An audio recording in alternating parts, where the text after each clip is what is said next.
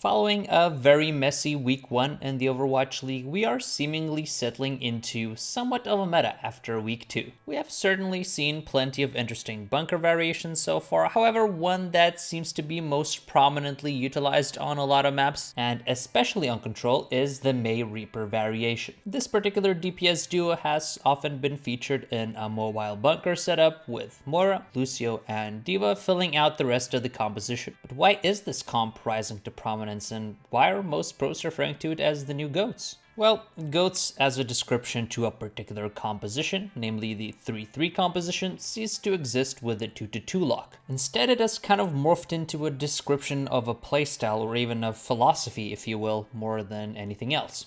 When GOATs originally rose to prominence, the concept was pretty simple. You play at a fast tempo, you pressure the objective, and win the brawls by marking the DPS threats while shoving the enemy tanks off the objective, all while sustaining through any incoming poke. In essence, that's kind of what this composition is, and it shares a lot of the same win conditions against its various matchups. This first fight between Washington and the Titans is a great example of that. The Justice path to point, bunker up, and mitigate as much poke as possible, and grind the fight out slowly to win the neutral against the Stage 1 champions. Here is another example against a slower bunker composition. Here, the London Spitfire scout charges comp and make their swaps. They tank the bullhook combo and matrix the follow-up, all while Birdring teleports up to shove the Widowmaker out of a crossfire angle. Spitfire neutralize another hook, one of Charger's best weapons in a neutral fight, and eventually make their way onto the point. At this point, Guangzhou is essentially at the mercy of Happy hitting a clutch shot, since their comp simply doesn't stand a chance in a brawl against the Reaper. Fast forward to round 2, and the execution and snowball are even cleaner when the initial pull from the defense misses. London simply refuses to engage in a slow shield break fight and outpace their opponents. So in essence, this composition utilizes the exact concept that the original iteration of GOATs accomplished so well. You close the distance, press W into your opponents, and they either die or have to kite and give up map control. As such, you either keep chasing and try to close the distance, or move on to the objective and force your opponents to come to you in that way. As for the rest of the composition, Moira and Lucio are both difficult targets for a dive composition to lock down, and they both thrive in deathball setups. Meanwhile, Orisa is the best tank when it comes to pressuring and surviving on an objective, while Reaper and Mei are both self-sufficient and can heal themselves. On top of that, anyone who comes close to Mei is immediately frozen, and that's how you can kill catch in enclosed areas. They are essentially all difficult heroes to dive or lock down, and Mei's kit has terrific zoning capabilities, while her ultimate is often enough to net you a fight win and is probably the strongest ultimate in this meta. Since all Overwatch game modes are centered around a singular objective, all those qualities are extremely valuable. Mei and Reaper are essentially able to replicate the damage output and sustainability that Zarya and Brigitte used to bring to the table in the 3-3 composition. Also, the Reaper buffs while he was out of meta, especially the buff to his Shadow Step ability, have also helped this transition. This ability used to be relatively useless, but because of how quick it is currently, it can now actually be used to set up executes on the backline, as we can see Birdring of the Spitfire doing here. Moira also sneaks her way into this comp over Ana because it's easier for her to match Reaper's quick tempo. That is especially the case on maps with limited high ground, as we will see in these King's Row examples between the Shock and the Gladiators. It's generally difficult for Ana to hit big anti-nades, since you're usually facing a shield and matrix. Even if you do sneak in an anti-nade, Mei, Moira, and Reaper can essentially cleanse it with their regular cooldowns, while Lucio and D.Va are mobile enough to take themselves out of danger. Coalescence also fits well into the fast tempo playstyle of the composition, since you can assist your Reaper, heal through barriers, and make plays like we see Violet doing here.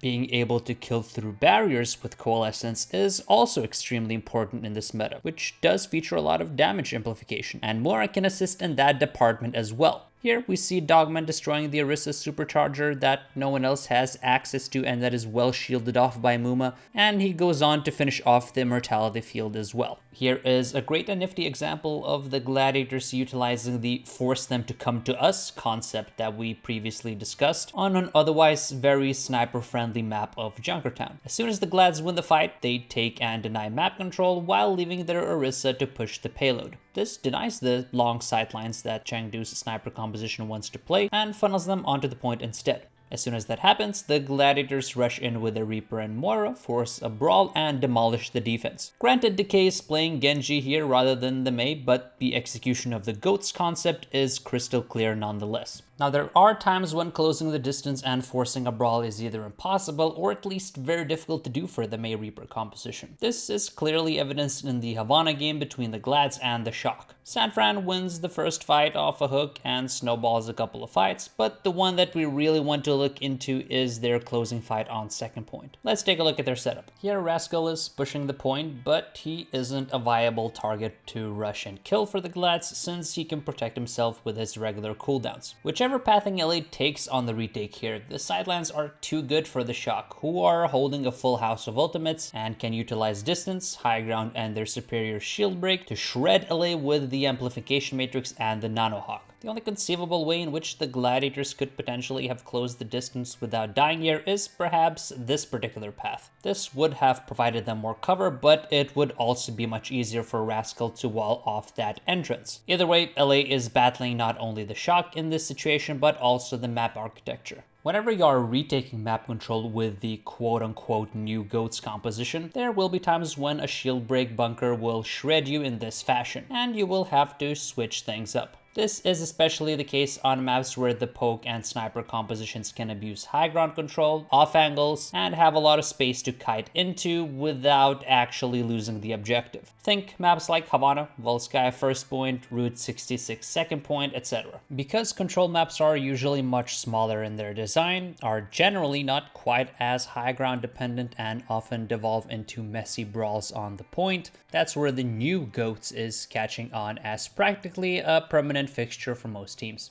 Ultimately, the meta is going to continue to evolve from here on out on a weekly basis. For instance, we already see teams throwing in the towel on the Hawk and the Mei on Hanamura Defense Point A, a map where you don't quite have enough kiting space and can easily get run over by the new GOATs comp. Instead, they're sprinkling in some Pharah compositions instead, which forces opponents on to dive, and in turn slows down their transition heading into point B. Either way, it does seem that the quote-unquote new GOATs composition is here to stay for now, at least on smaller maps, and I hope I was able to provide some clarity as to why it's being referred to as GOATs by the pro scene, rather than having some new inventive name. If you enjoyed the video, hit the subscribe button, hop onto the Mineral Miners Discord, and I'll see you next time.